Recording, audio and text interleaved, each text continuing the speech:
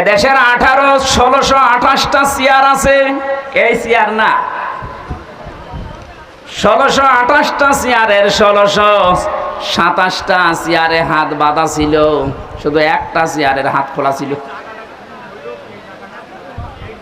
যারা এই কাজ করেছেন, আমরা এখন আহ্বান জানাবো, বাংলাদেশ যেহেতু দ্বিতীয়বার স্বাধীন হয়েছে, 1700-র উপরে জীবন দিয়েছে ছাত্র আর ছাত্রীরা।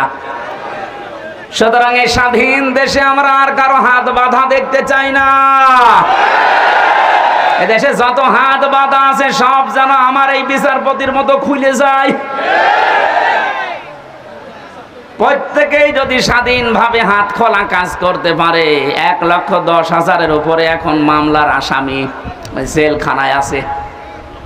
আমার মনে হয় কমপক্ষে 80,000 মানুষ এমনিতে বের হয়ে যাবে যদি